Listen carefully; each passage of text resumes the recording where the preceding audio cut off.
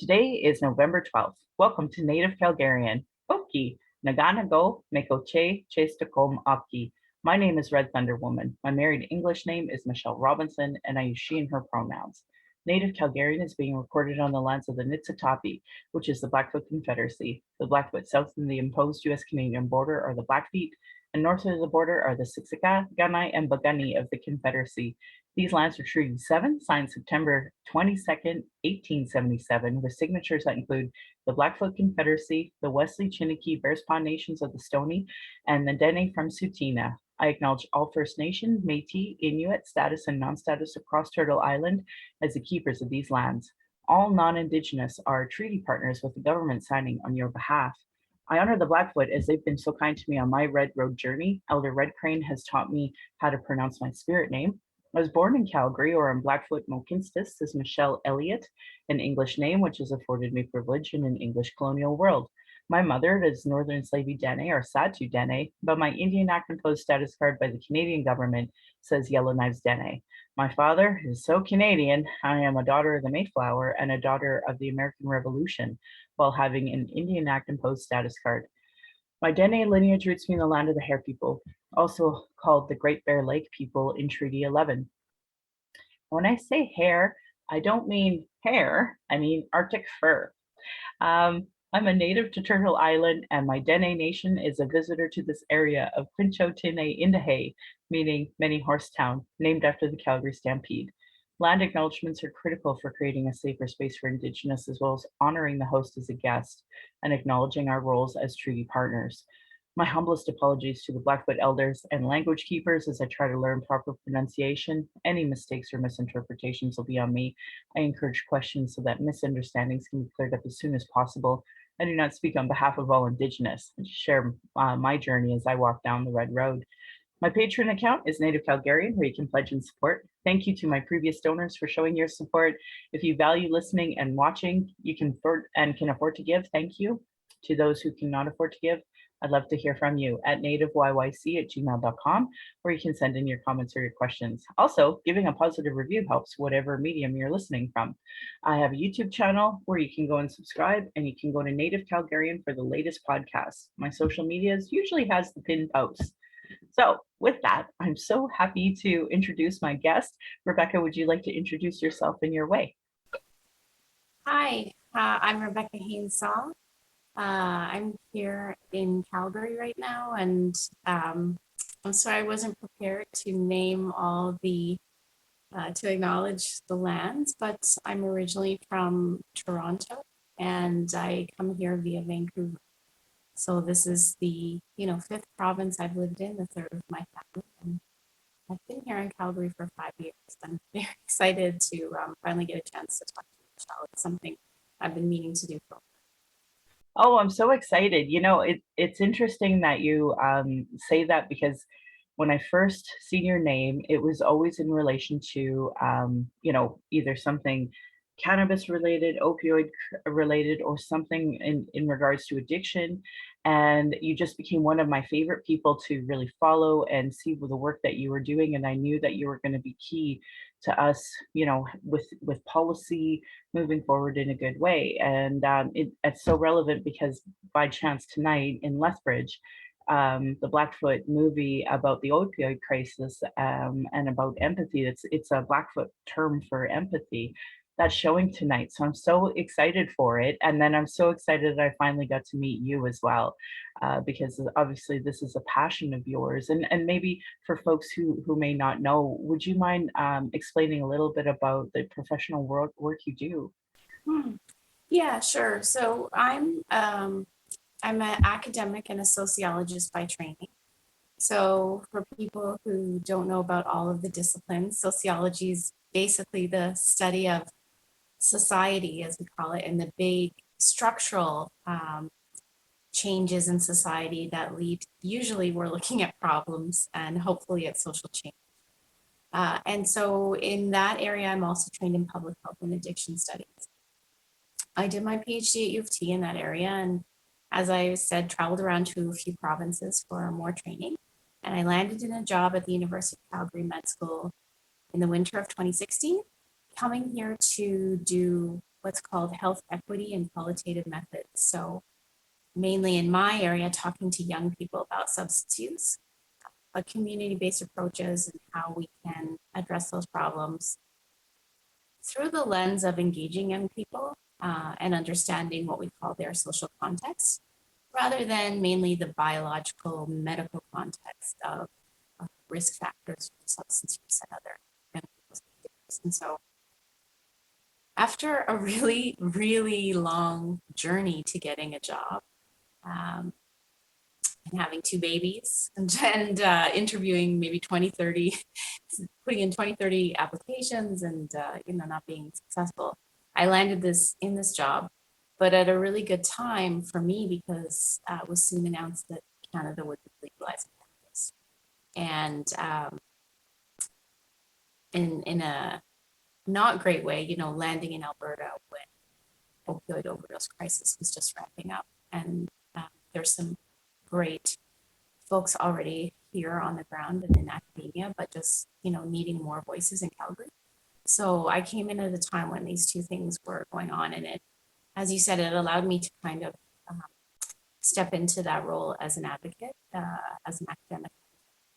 Yeah, that's great. I guess around 2016, I would be thinking about, I hope she doesn't mind me saying, there was a group that was forming in community wise, and it was a few of us activists, but, homeless foundation folks, folks who were really aware of the issues of the opioids. And then, I guess for the last 10 years prior to that, I was working in Calgary, Forest Lawn, Greater Forest Lawn area with cannabis. There was like a group of folks that were trying for decades and decades. And I'm just going to name drop Keith and Debbie Fadgen because they had been doing this work, doing a 420 group for years and years. And Debbie ran for the Green Party at one point in time, and they had been such amazing mentors to me. And lucky enough, we just had people in the Liberal Party that were like, okay, this is going to get done. And it did get done. I can't believe it. It's such a, I can't believe it because when you talk to folks like Keith and Debbie who had been doing it for multiple decades and heard the promises before that, yeah, we are going to legalize cannabis, and it never got done. You can understand that cynicism, like, oh yeah, so his son's gonna do it.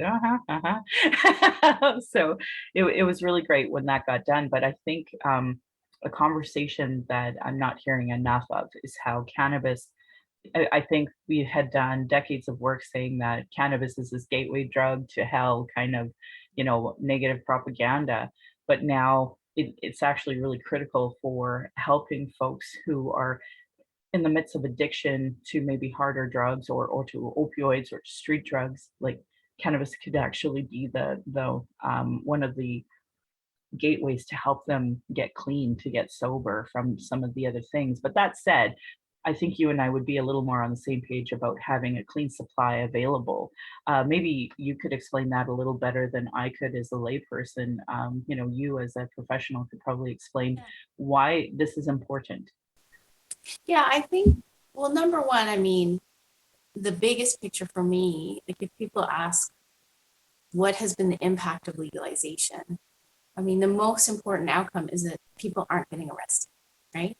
So fewer people getting arrested is always, and no people getting arrested is the goal for me when it comes to substances.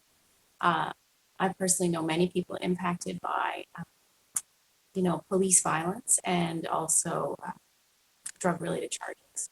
So that immediate impact on our families and our communities is so important, especially, relevant to your work and to this podcast. We know that Black and Indigenous youth, especially, sometimes some of the statistics in Calgary, I think that we saw on this journey is 9 times higher rate of arrest for Indigenous people, for cannabis.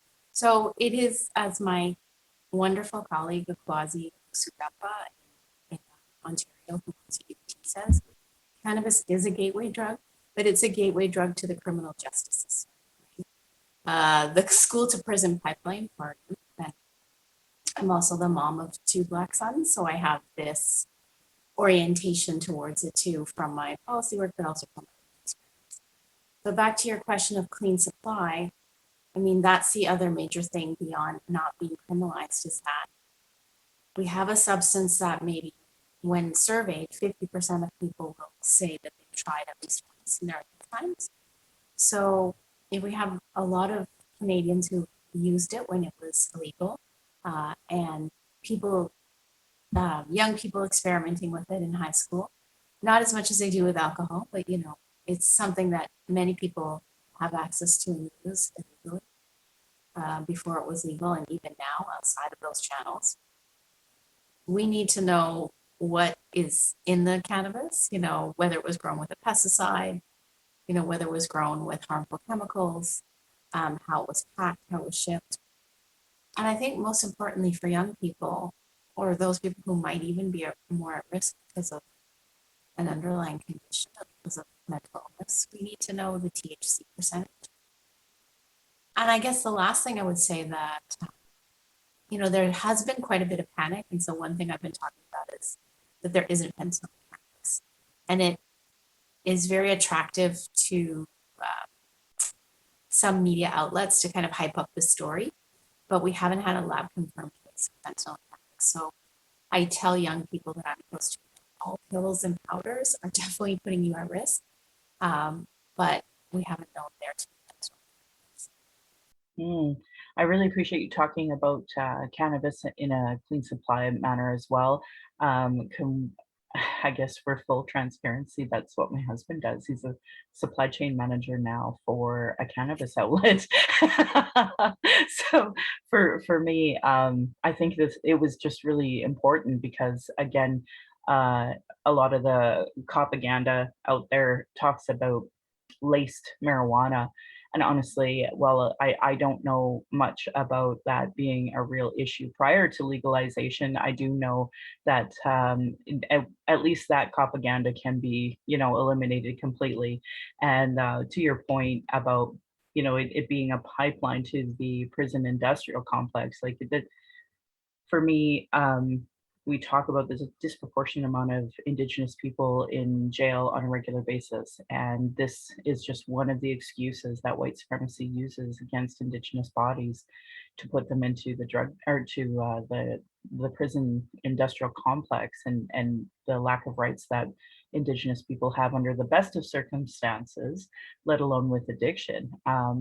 When it comes to the opioid crisis, again, a lot of this are street drugs and clean supply being probably the most beneficial way to move people from street drugs into sobriety. But the policy right now seems to be a lot of barriers. And I was wondering if you could maybe talk a bit about that as well. Yeah, I mean, safe supply, as we call it, I think is critical right now where we are. It's such a important step. It's something we could do immediately. During the pandemic, federal policy enabled pharmacists and physicians to prescribe options for people for, you know, pharmaceutical grade opioid substances. And there's some options around methamphetamine as well, where people could have access to something that they could, you know, and in other contexts in BC, you know, limited access to heroin and heroin substitutes in some studies, you know, but there's a lot of gatekeeping. So while the federal regulations are there, provincially, even in BC, where, you know, compared to Alberta, we think that there's more capacity and access to get this done. It's just not been done, and the drugs are not flowing to the people who need them to keep them alive, the people who are most marginalized and most at risk. There's no clear way to do that. And of course, in this province, the federal policy enables it, and there's been pockets of money for researchers and physicians to do these pilots, but provincial sign-off is making it. So that's very troubling that we could be saving lives or not. You know, I definitely found that provincially when I was running, and that was part of the reason why I was running. And one of the most awful moments in politics that happened to me was when one of the folks that had lost her son to overdose looked me dead in the eye and said, I don't want my property value diminishing by having a place that you can have, a safe consumption site. And I, I was, my heart broke into a million pieces from that moment because I can't imagine most mothers I know, and then I'm going to give a shout out to Moms Against, or therefore Harm Reduction. There's an organization, and I, I I know a lot of the folks on that in that group that are working for safe consumption sites. But ultimately, the majority were UCP supporters. The majority are folks that have these conservative values, and the majority are unwilling to look at the data and the evidence and move forward. And I was really bothered by all of this because, ultimately, the people who are disproportionately affected are my, Indigenous brothers, sisters, cousins. That's who's dying on the streets because we don't have culturally appropriate trauma-based um, support when it comes to what happened with Indian residential schools, government policy, police brutality. It's pretty hard to talk to a counselor about police brutality when they are for police and they are in disbelief, if not gaslighting their counselor about the possibilities of what a social worker could do, police person, foster parent, like all these levels of trauma that people face on a regular basis, and not a safe place to talk about those things and or acknowledge historical colonialism, trauma, et cetera. So yeah, it was a real eye-opening experience to me. So when you talk about provincial barriers, they're at so many levels when it comes to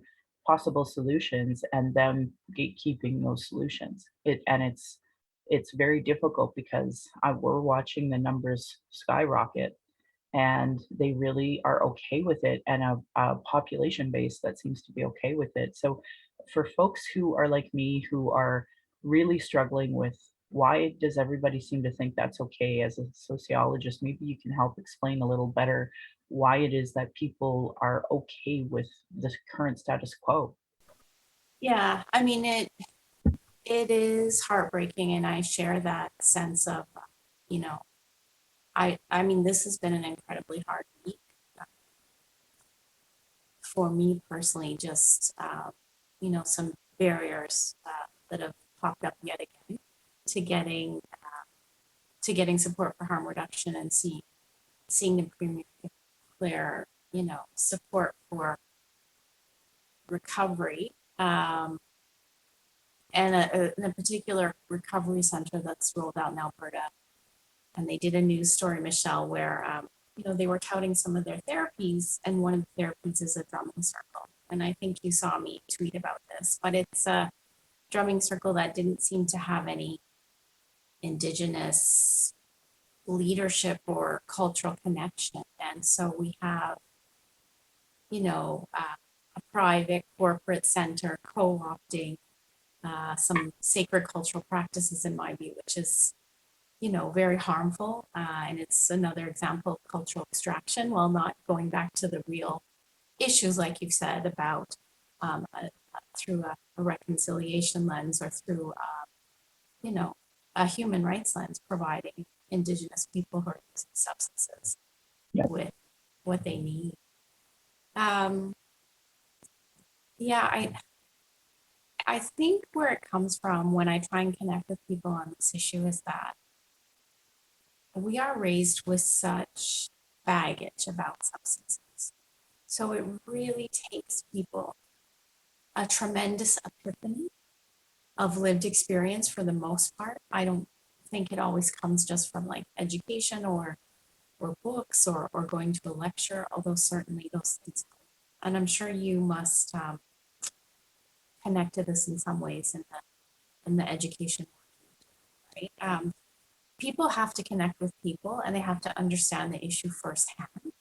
And so around substances, we are taught a whole bunch of things, like people have to hit rock bottom, You just need to give an addict, we use the stigma language, you need to give an addict, a junkie, tough love, and enable them.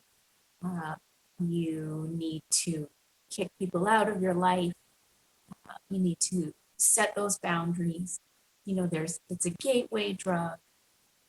And on the flip side, when we're talking about young people, it's like, well, if you talk to young people about substances, they're going to use substances. If they start using this substance, they're going to get addicted and it's going to be a lifetime of harm. Like, we just have a whole bunch of messed up stuff. When we were first talking about legalizing marijuana, I should quit using that term because that's a propaganda term, actually. But when we were first talking about it, there was a wonderful brain doctor for youth from the University of Calgary, and he did a presentation talking about, where some of these myths have come from and how the study that they did in order to prove, schizophrenia linkage and such, like how misconstrued it was. And I think that really helped me understand the stigma work that has been done through, and it was actually the 420 group as well that helped teach me about the stigma and language about that as well. And I don't think that whether we're talking about sex work or talking about anything, there's just this whole propaganda piece that has, made things worse. And it's so pervasive. My daughter and I were watching just a silly series from Netflix about, a haunted house, and the one of the kids who had seen ghosts his entire life, of course, had addiction as an adult. So, and all of the awful stigma language they could have possibly thrown into that writing was absolutely used, and it was, disappointing to hear that. But that, on the flip side, my daughter and I were watching that. My daughter is literally grown up in a church with her dad every Sunday, recording these podcasts with Freedom's Path of incredibly traumatic events that have happened to people that led to their addiction. So from a very young age, she's been very aware that it's trauma that causes the addictions, and ample supply, bad supply in the case of street drugs and such. And so I know she's starting to learn that, but again, it's one of those things that was not something I was taught, and I had to unlearn that language, and I had to unlearn propaganda about marijuana or cannabis, I should say. So yeah, go ahead. Sorry. No, it's fine. I mean, it's hard to get these terms out of our language, right? Like, I've been advocating against stigma terms, but and all ableist language, but even in our house, because, my kids and my partner, everyone listens to a lot of hip hop. Lame is like a word that people use a lot in hip hop songs, and like it's not a great term for disability. So we all have those phrases that like lodge into our language that we work on. I totally get it, but it's more about like changing the cultural currency around that when we write and we publish, and being humble when people say, oh, like, can you switch your terms? Yeah, I mean, there's so much baggage. I was just talking to a friend yesterday, and I say this a lot also to parents is, and you'll appreciate this because your daughter is still a teenager or a young adult. Yep, she's 14. Yeah, so we've got there with sex education in schools because I know my older one is just starting this journey of getting that health curriculum in the classroom. Of course, some parents have their kids sit out for their own reasons, but the conversations we're having about gender identity, about sexuality, um, about consent, those conversations are light years ahead. When I was in high school, we were the first generation, because we were in the height of the AIDS crisis, to have condom dispensers in my high school bathroom. And that I've seen that conversation change. Sometimes not so much, but I mean, we have more open conversations about sexuality. We're not there with drugs. We still think that we're going to, scare people. We're going to have drug use education delivered by police officers, which is probably the worst thing.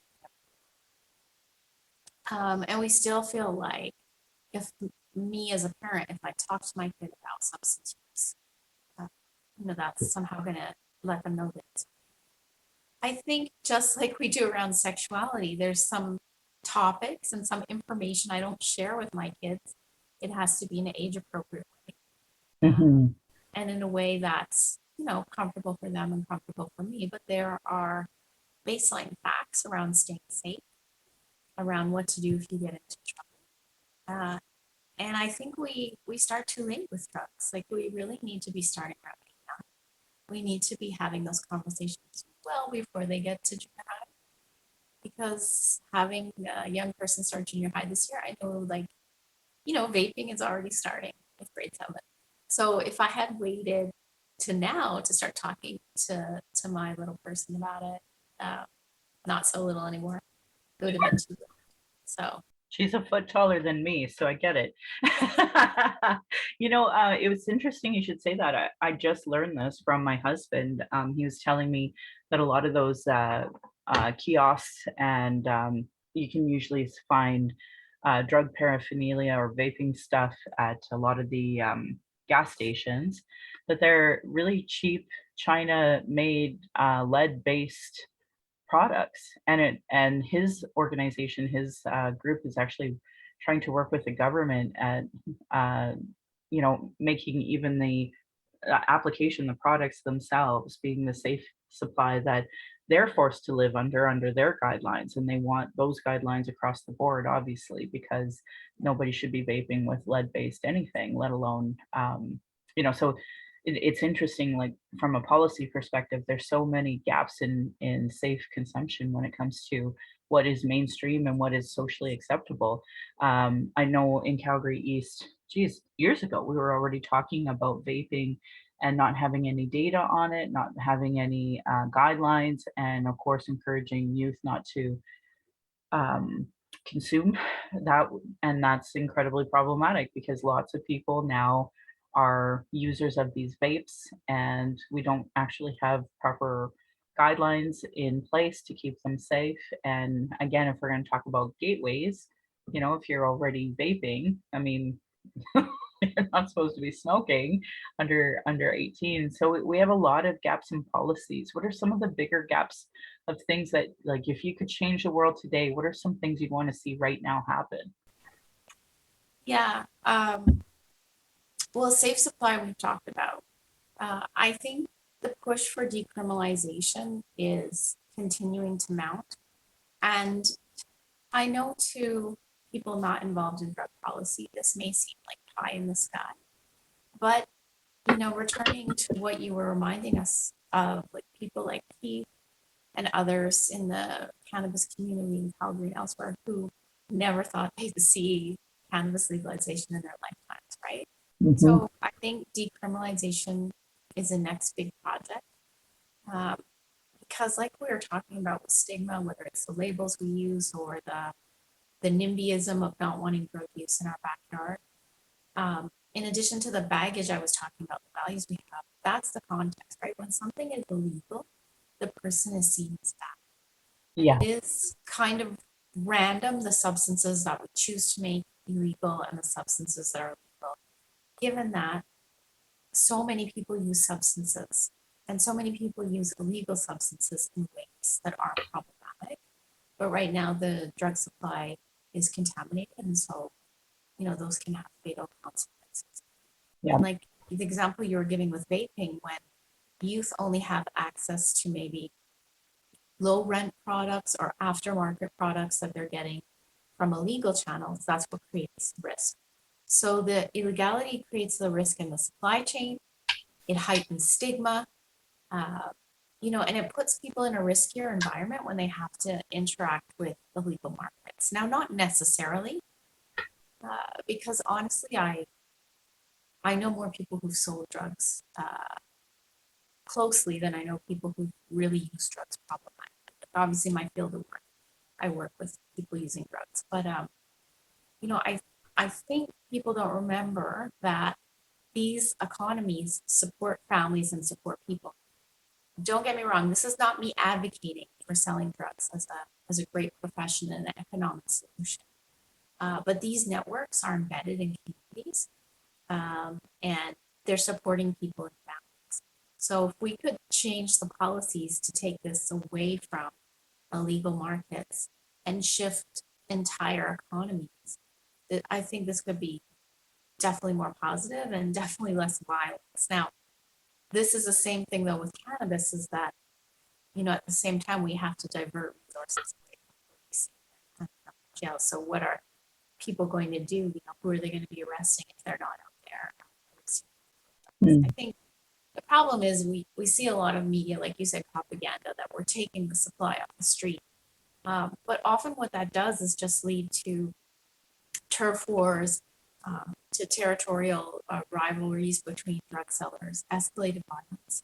And as we've seen during the pandemic, drugs can make it across the border, or ingredients to formulate drugs can make it across the border, and we just have a new and more toxic supply. So, these are high level policy solutions. And I don't, I advocate for these things, but I don't work on those policies at that level. But I definitely, in the past 6 years, have really come to see that there's not going to be a lot of change without decriminalization and without pushing for that.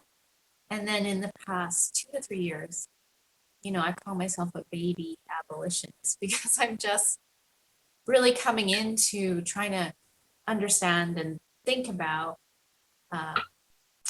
policing in jails and other community-based solutions. Honestly, Rebecca, same. I grew up believing cops were great, that they help you. And even though when you look at the own evidence in my own life proved otherwise. I was just talking to my husband about when my brother got beat up and there was no real investigation. And because of our society, my own brother is perfectly accept. He thinks that that's fine. That's perfectly acceptable behavior, and it's not. And then also negating the fact that he really, doesn't see himself as a native, and it's like you don't see that as a contributing factor as a result of your societal bringing up as well. So there's so many levels of how we perpetuate our own destruction in so many ways. So anyway, you know what? I wanted to change the channels real quick because, just as we talked about some really super heavy stuff, and I know you're an expert in this, and I'm going to be promoting your Twitter account and hoping people follow the work that you do. It took me a little while to figure out that you were a part of the original Degrassi Junior High crew. That took me at some time. Which is interesting. You're not going to believe this, but I grew up in small town Sylvan Lake. Dina Henshaw was the grade above me. My husband and her are in the same class, and I had a teacher that in grade 5, for social studies, we watched Degrassi Junior High, and then we discussed it. And did you ever think that that show would have that type of impact in the middle of small town Alberta? Well, you know what? I have met a lot of Albertans who have grown up with it. And I see the impact that it had. I have a close friend that I met here, and, you know, uh, they memorized a lot of the episodes, and they know more lines than me. I think they've seen all the episodes. I don't know if I've seen them all. So yeah, I see that impact that it has. I know a lot of people watched it at school. And Pat Mastroianni, who played Joey Jeremiah, organizes some fan events. And so I've got to meet and hear from people firsthand who grew up with it, and then the new generation of folks who come into it that are the kids of people who watched it. So yeah, it's amazing. It's been a lot of years. No kidding. I mean, I'm 44 and I don't have a lot of memory. It's been worse in the pandemic, 100%. I just remember the character of Spike, and going through pregnancy. That was a big issue for me because slut shaming was such an issue in my upbringing from about that time. And, I just remember feeling like women just have a war on them in so many ways. So I just hope, I really appreciated that. That's for sure. But one of your cast members did succumb to addiction as well, didn't he? Yeah, that's right. It's hard to say exactly, but my friend Neil Hope, had a lot of childhood trauma and had lost a parent in connection to alcohol. I think when the show ended, struggled to find his way. and have been on the show for the original versions, even as a kid, starting at, age 9, I think, 8 or 9. And then, 10 years later, found himself with not many options. And so, in some ways, it's a story of that. I think that tragic story that we always see that I still kind of get upset about a child star who, you know, starts using substances to cope.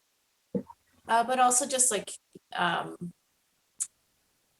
I was very close to Neil because we have some of the same family background around parental substance use and childhood trauma. And so in some ways we're very similar. So his death really struck a chord with me because you can see where the two paths diverge.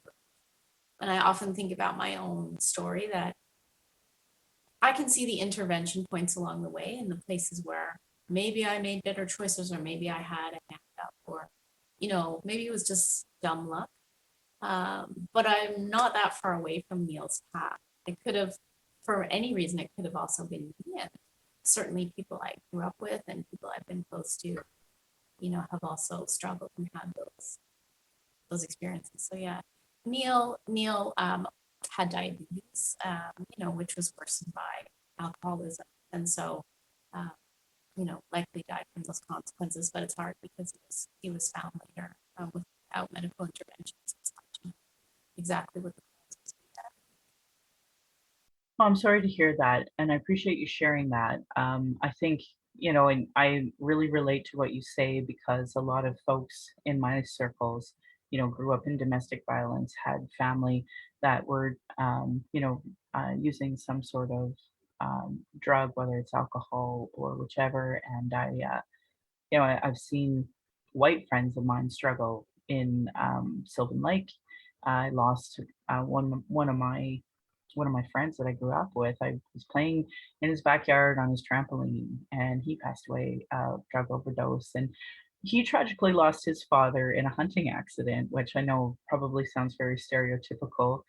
Two Alberta teachers going for hunting, and one tragically dies in a hunting accident. But that legitimately happened to my teacher, and his son, struggled, and he's so talented and so funny and such a kind person.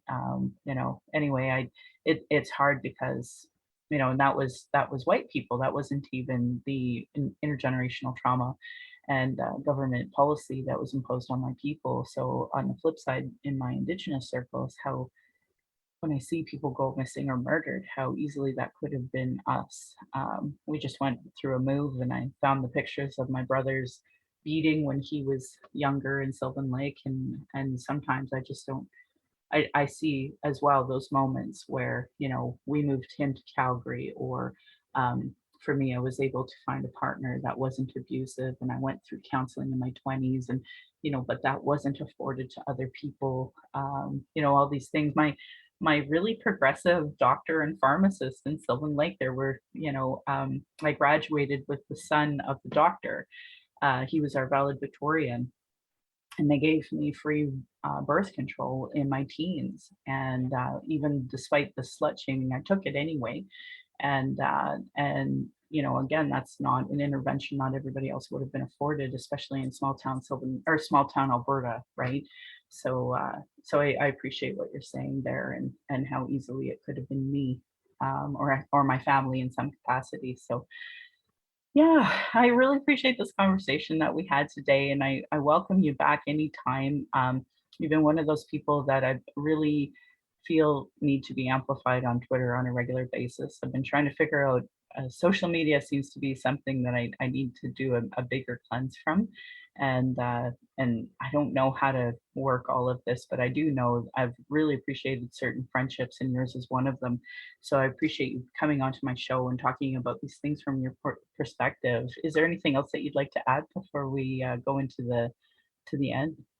No, Michelle, I just want to thank you. I'm sorry I didn't get to have this conversation earlier, but I have learned a tremendous amount from you about um, Indigenous communities and issues in Alberta, and also parenting and also local politics. It's incredibly helpful to follow you.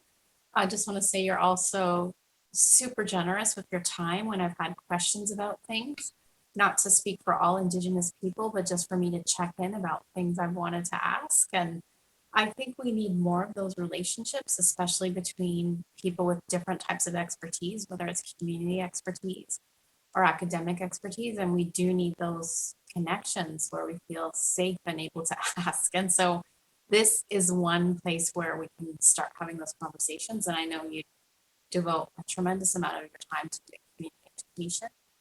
I do that too, but on other topics. So I'm Yeah. just really thankful for you, you know, amplifying my voice, and I'll try to do the same for you. It's a bit of a love fest. It really is. And I have to say your shirt is so fabulous. I love it. I love it. You know, this is the type. Toronto Prisoners' Rights Project. They have a site online you can buy and support them. They have various merch and things, but I love this one because it's a beautiful positive message, right? Like we can plant flowers, we can do better things in community, we can think differently. So like I said, I'm starting my journey in abolitionist thinking, and maybe that's another book club. I don't know. I'll see. No kidding. Oh, you know what? Long time ago, there was a fellow named Rod Hartling. He was in the Liberal Party, and he was working to keep farming in some of the prisons so that, you know, of course, there was the self-sufficiency aspect, but that bigger picture of, you know, prisoners working on their food and such. And when that was cut under Harper, I was like, oh my God, why would you cut this? Is such a positive thing to be doing.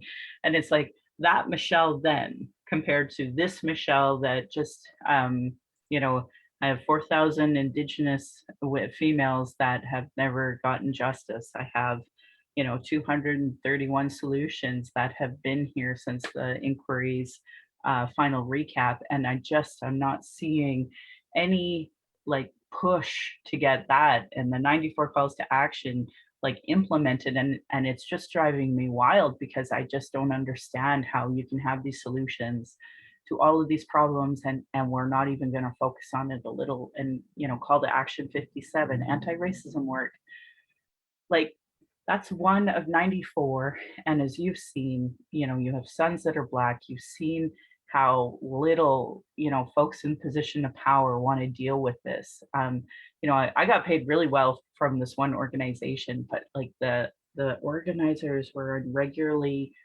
on the verge of tears and would tell me when we're done this conversation they're going to go have a cry. And I'm like, you know, at what point in time can we just move past ourselves and our egos? Like, this isn't about me, this isn't about you, this is about a concept of, you know, settler fragility, white fragility. Let's move forward. And I just want to see positivity happening here where everybody feels inclusive. And I don't know about you, but I can say for me, I was raised with this idea of human rights, that we were a country of human rights, that peacekeeping mattered, all of these things. And then when now that I'm older as an adult, it's like I have to deprogram all of this propaganda that was given to me because it's not just false, but it's harmful in the sense that it's created, you know, a disproportionate amount of deaths, negative outcomes in so many different fields. So I just hope you know you're not alone in being a baby towards abolishing police, because I'm with you, and I don't know. I just assumed that they would care about us. That's what the propaganda told me. And it's about changing over time and having all those experiences, and then someone like putting a name to what can be done. Yeah. I mean, one example, and I'll just use this last one, like there's two things that my partner, as you know, a 6 foot tall, broad shouldered Black man, has experienced that I'll never experience. And one is being asked if he plays in the CFL, which is a ridiculous racist assumption. Like there's no other jobs or roles that Black people could have, especially Calgary, who's been asked that many times. And if he is selling weed, you know, I'm a white blonde woman and I've gone out and been around lots of places over the years and I've never been asked if I'm selling weed, right? And so that's just an example of everyday microaggression. One quote unquote positive, like, oh, you're a football player. Another one negative, oh, you're a drug seller, that I'll never experience. And, you know, as you live and understand those experiences over time, you think, there has to be different ways, or we have to speak up and challenge. So I really, really appreciate what you said about white tears and white women's fragility, and that's something else we need to work on. And white people speaking up about racism and white people making white supremacy, I think, is not the answer. Our voices shouldn't be front and center, but I think definitely there's a contingent of white people who hear it when a white person says it to them. Yeah, I agree. I try to amplify other voices for that reason. Like, I mean, I can share Canagis Manuel's violence that she's receiving from the RCMP at Wet'suwet'en. But when I look at David Kahn tweeting about, Indigenous injustice, it gets so much more retweets.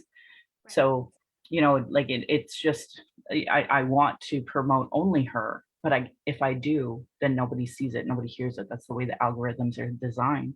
But somebody like David Kahn, they are set up for him for people to see it, retweet it, to read it.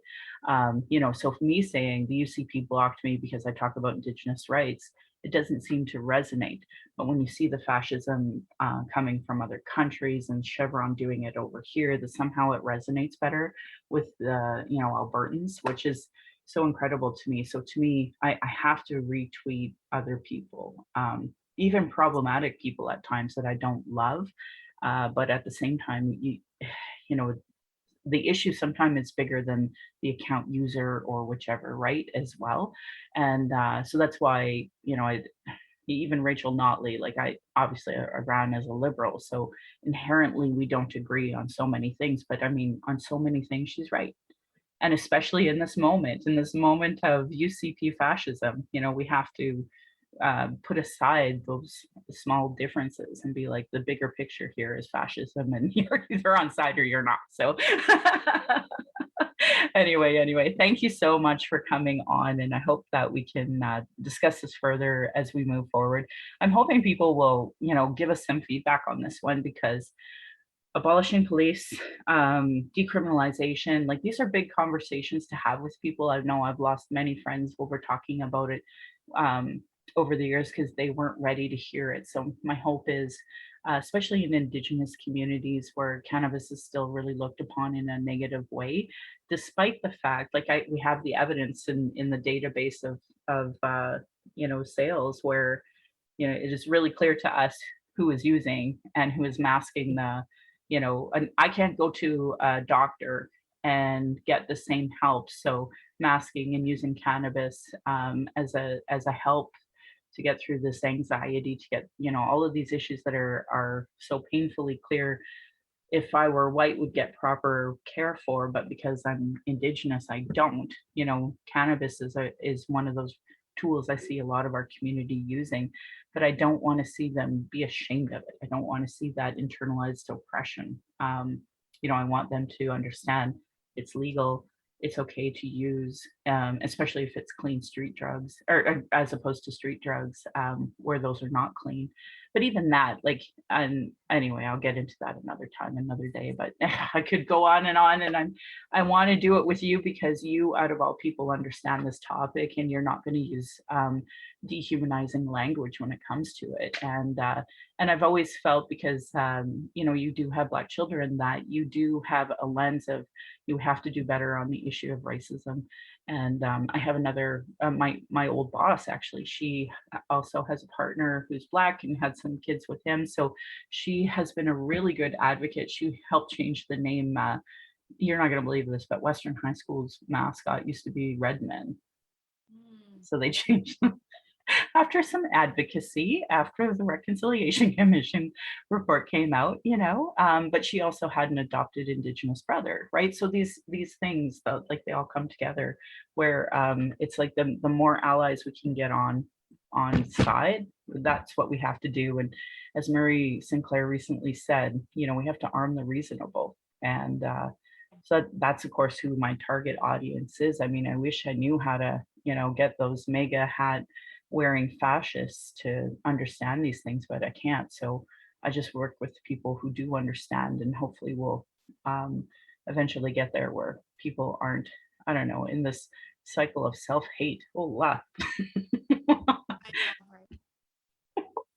Thanks so much, Rebecca. Okay, I invite you to chime in as I do my exit. And, I can't thank you enough for coming on. So I'm really proud that this podcast has given solutions and included cultural safety training, cultural first aid in almost all of them to create a safer space for Indigenous, people of color, those with disabilities, and LGBTQ2+ to speak. Thank you to authors Cheryl Ward, Chelsea Branch, Alicia Fridkin of heretohelp.bc.ca. What is Indigenous cultural safety and why I should care about it? And I think if anybody were to Google cultural safety for Indigenous, you would come up with even more resources at this point. Their work and those cultural action tools I've said in my podcast. So please support Indigenous work as part of your reconciliation work and settler understandings. I'm just lucky enough to highlight and repeat them here. Internalized racism or lateral violence is another form of violence Indigenous and marginalized folks experience by the structure of oppression imposed on these lands. RacialEquityTools.org by Donna Bevins has a great piece about internalized racism. And if you were just to Google internalized oppression, you would find out more about this. And especially if you are part of these groups, like even myself as an Indigenous person raised in a white society, I had to really start questioning the reasons why I internalized so many things and how I was white coding for a lack of better terminology, but also that self-hate when it came to sexism, and even more recently with the Black Lives Matter movement, despite growing up in a time of, I guess Rodney King, and when NWA first came out, because I had Oprah, I didn't think I was racist, and more recently had to really look at the internalized anti-Black bias that I had within me and had to really address it and work at unlearning what I was taught by white supremacist society about Black people, even though that is not my lived experience. So, so many things for us to work on. Rebecca really focused on ableist language. You may hear me use the word crazy now and then, and every time I wish I could slap my hand. So, you reuse words like wild, et cetera, et cetera. So this is internalized oppression. This is the stigmatizing language that we were trying to address. So internalized racism, internalized oppression, internalized. These are concepts that I hope folks really take away from not just today's podcast, but other podcasts as well. Do's and don'ts, bystander intervention for American Friends Service Committee. So that has what to do if you see like a Muslim woman being harassed on the C train station. These are things that we all need to know how to intervene in a positive way and de-escalate situations. Indigenous have been talking about these issues, sharing our traumas and reports, commissions, and public hearings so it can be regularly disregarded. No more, honor our words, honor the treaties, listen to politicians and their policies and platforms.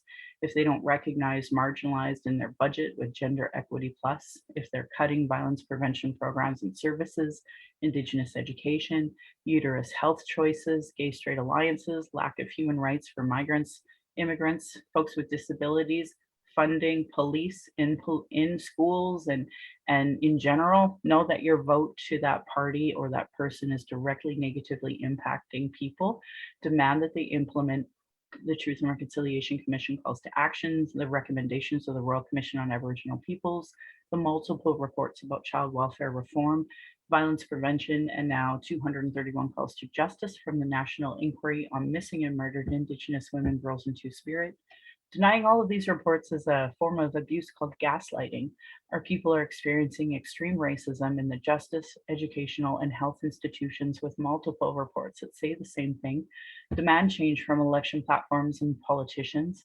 They don't understand colonialism, racism, privilege, sexism. They literally have zero business running. This should be understood by all parties, local politicians, community organizations, sports clubs, etc. Really great article I said out loud in episode 62 was Truth Before Truth, how non-Indigenous Canadians become allies. I highly recommend it to folks. You can Google so many new articles about being a good ally to Indigenous people. If you're experiencing emotional distress after anything we talked about today and want to talk, call the First Nation and Inuit Hope for Wellness helpline at 1-855-242-3310. It's open 24 hours a day, 7 days a week. You can also text at hopeforwellness.ca. And for more related to missing and murdered Indigenous women, girls, and Two-Spirit, you can also call 844-413-6649. It is a 24/7 crisis line. And for most non-Indigenous, you can have a functioning 211 system in your area, but you can also call 833-456-4566. And the 60 Scoop Indigenous Society of Alberta is ssisa.ca if more related to being an adopted Indigenous child. You can go to #SurvivorDriven for that. If you experience racism here in Alberta, you can actually report it to ACT to End Racism. You can text 587-507-3838, and it will prompt you to their website and give you some tools about what to do. Another organization I really support is the Trevor Project. You can go to lifevoice.ca for their crisis supports for LGBTQ supports, whether it's Trans Lifeline, youth, or a peer support. So lifevoice.ca, or you can call 866-844-7386. And for the Kids Help Phone, which even I utilized when I was a kid because it's that old, 1-800-668-6868. Violence is an everyday reality. Every Indigenous generation has faced it. That's why I started a podcast to speak freely, without interruption, without tone police, without leadership shaming, without gaslighting questions, as many people don't want to hear Indigenous ideas and opinions, but sure want to tell us theirs about Indigenous.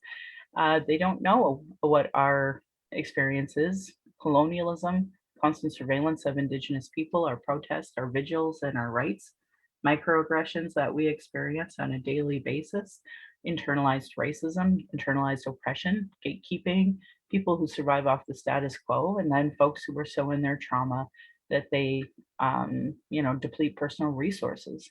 Internal and external racism is an everyday reality for Indigenous people.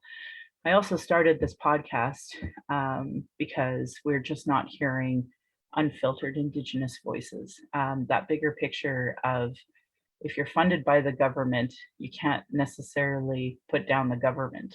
I'm not funded by anybody, so I'm just going to be honest about what I see and I hear. To my ancestors, my granny, my mom, of what strength looks like through your examples. I want to thank my dad for teaching me to be strong and blunt, my stepmom for showing me what a proud culture is through her Austrian roots, and teaching me to be a proud Calgarian. It is through her I'm a second generation proud Calgarian, but I don't recommend people call themselves native intercolonial city anywhere, because it's actually quite racist to Indigenous people, and that's why I named it Native Calgarian, so that folks would realize that when you call yourself a native Calgarian and you're not Indigenous, it sounds pretty racist to Indigenous people. Thank you to my husband, Darcy, for producing and editing the show. On top of being my husband, my childhood friend, my father, or the father of our child down our world of experience, he has witnessed decades of racism and sexism and encouraged me down the red road. To our child, who we are blessed to learn from daily, we're honored you chose us. You give me daily accountability to be a better, a stronger person. My hope is my daughter, my aunts, my uncles, my family will be proud in the future of us trying to present and discuss these issues that we're experiencing right now. My Patron account is Native Calgarian, where you can pledge and support. Thank you to my previous donors for showing your support. If you value listening or watching and can afford to give, thank you. For those who cannot afford to give, I'd love to hear from you at nativeyyc@gmail.com, where you can send in your comments and your questions. And I want to end by giving side eye to those Calgary rabbits. You're lucky I'm not Tradish. And my beautiful cousin would respond, or you'd be in my dish. Thank you so much for listening.